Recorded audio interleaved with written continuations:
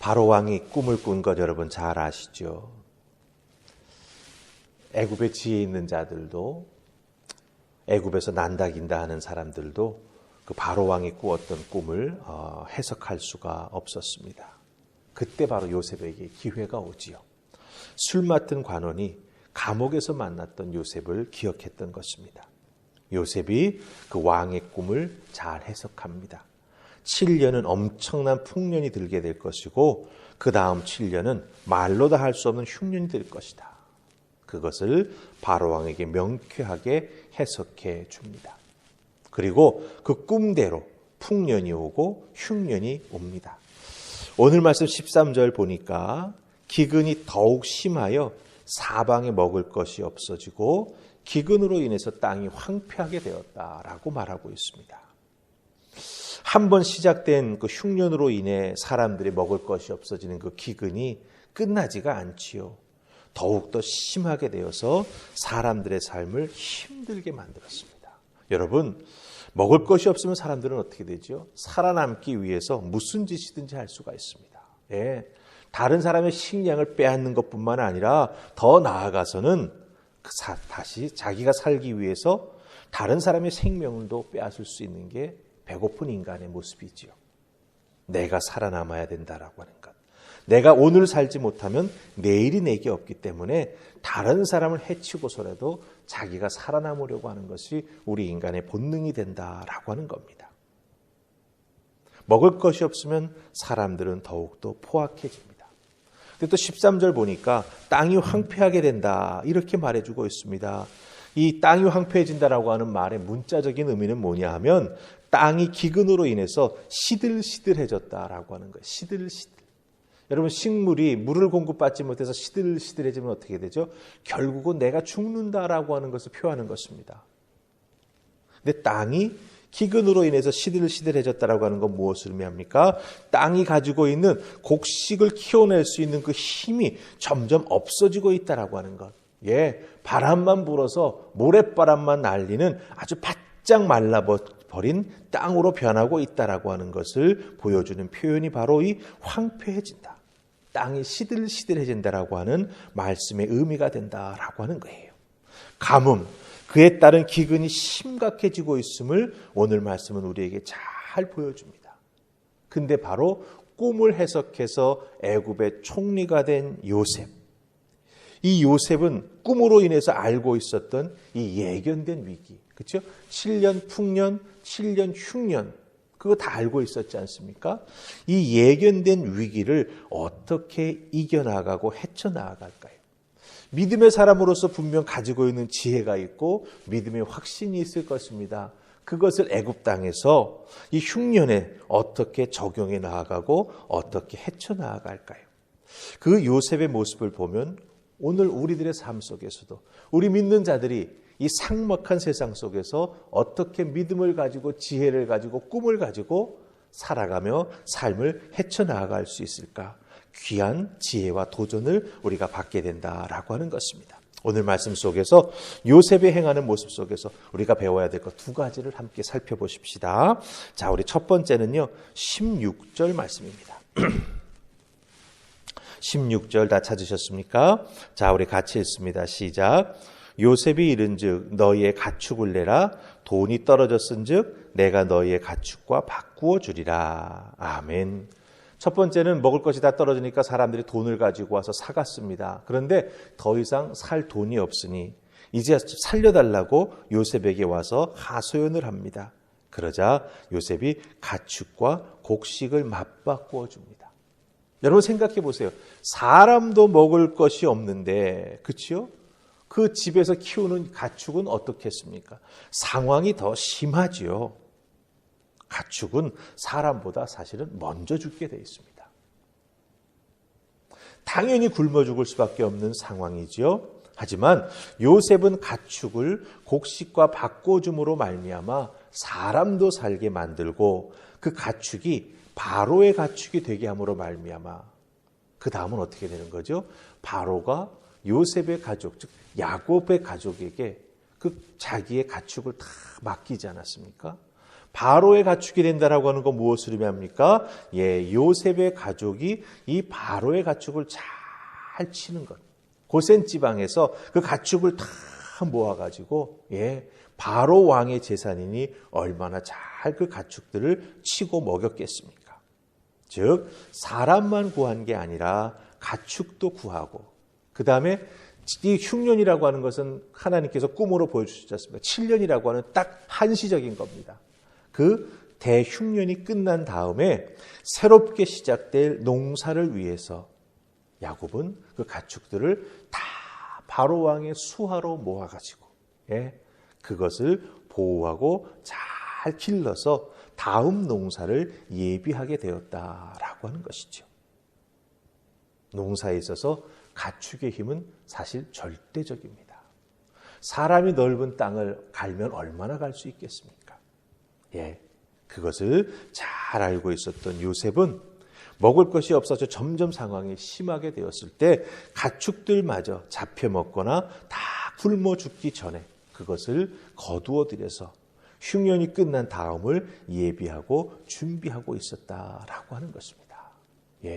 요셉의 눈에는 사람만 살리는 게 중요한 게 아니라 내일을 위해서는 사람이 더 잘 살아갈 수 있도록 힘을 도와줄 수 있는 가축도 살리는 것이 중요하다라고 하는 것을 깨달아 알고 그것을 준비한 지혜를 잘 적용하는 요셉의 모습을 우리가 여기서 발견할 수 있습니다.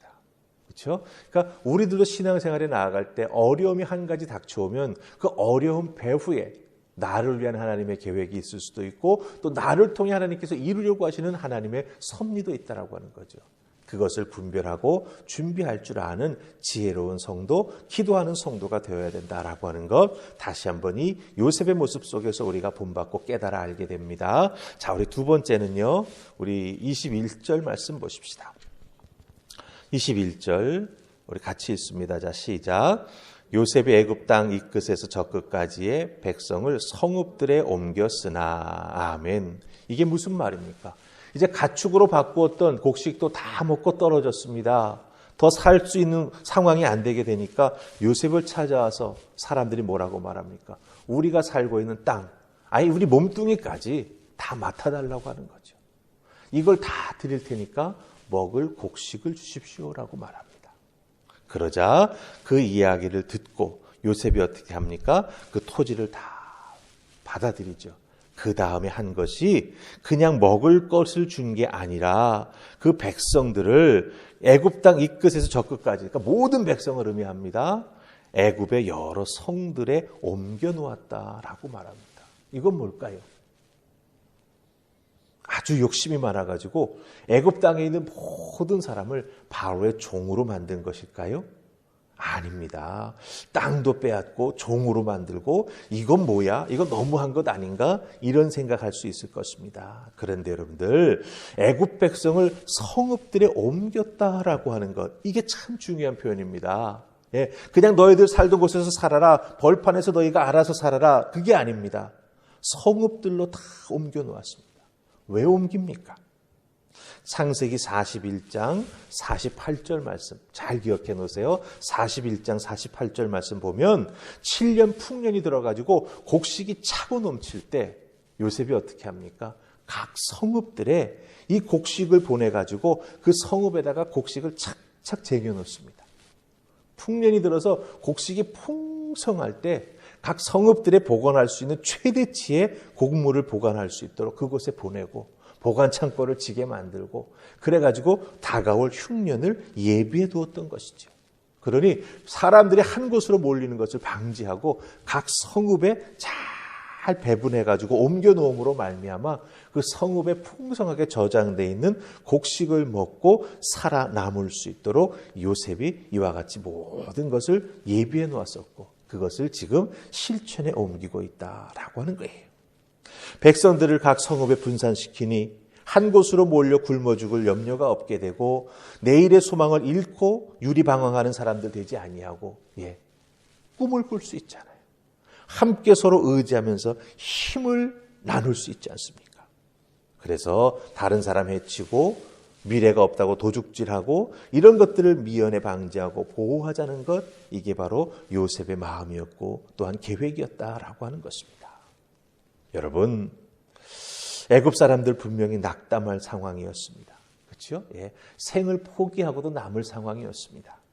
그런데 요셉의 지혜와 결단력 있는 행동으로 말미암아 사람들은 생명을 구하게 됩니다. 내일을 꿈꿀 수 있게 되는 거죠. 자, 여기서 우리가 한 가지 이 주신 말씀 생각하면서 우리에게 적용해 보십시다. 하나님은요, 우리 하늘북 화평교회가 요셉처럼 이 시대와 지역을 위한 사명 깨달아 알고 그것에 깨어있는 교회가 되기를 원하십니다. 특별히 포스트 코로나 시대가 이제 막 열려나가고 있지 않습니까? 언젠가는 분명히 이 코로나로 인해서 벌어졌던 많은 상황들이 종식될 거예요. 물론 종식이라고 하는 것이 없어진다라고 하는 건 아니겠죠. 우리들의 삶의 독감처럼 같이 살아가지만 우리 인간이 그것을 극복하고 삶을 살아갈 수 있다라고 하는 그런 의미가 될 것입니다. 그런 포스트 코로나 시대에 교회가 더욱 든든히 세워지고 사명을 당하는 교회가 되기를 하나님은 우리에게 원하고 계시다라고 하는 것입니다. 그렇게 되기 위해서는 어떻게 해야 되겠습니까? 교회를 이루고 있는 지체들 한 사람 한 사람이 깨어 있어야 되고 기도해야 되고 예배하면서 하나가 되어야 합니다. 그리고 하나님의 부르심과 세상을 향해 나아가게 해주시는 사명을 깨달아 알고 순종하는 교회. 그런 교회가 될 때 하나님께서 이 어렵고 힘든 상황 속에서도 우리 하늘풍 화평교회에 참된 부흥을 허락해 주시고 또한 많은 은혜를 그 부흥에 참여하며 하나님을 위해 헌신하는 성도님들에게 은혜 부어주시고 축복해 주실 줄 믿습니다.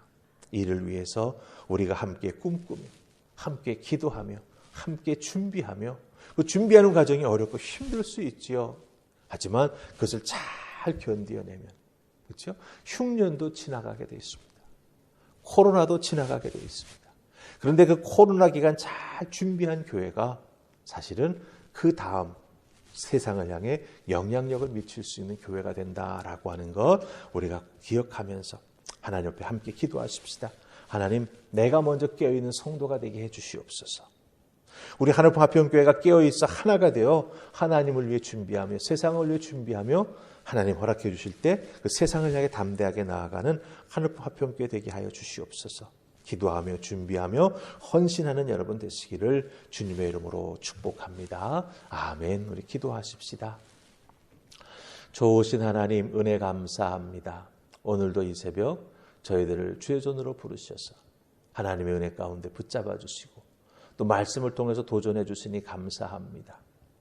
하나님께서 요셉을 왜 애굽 땅에 먼저 보내셨는지 이제야 하나님의 밑그림을 저희가 잘 볼 수 있는 것 같습니다. 처음에는 애굽이 팔려나가는 모습만 애굽의 요셉이 팔려가는 모습만 볼 수 있었습니다.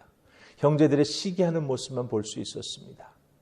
그러나 하나님께서 조금씩 말씀을 통해 요셉이 왜 애굽에 갔는지를 보여주실 때 하나님의 계획과 섭리는 이루하시구나라고 하는 걸 알 수 있었습니다.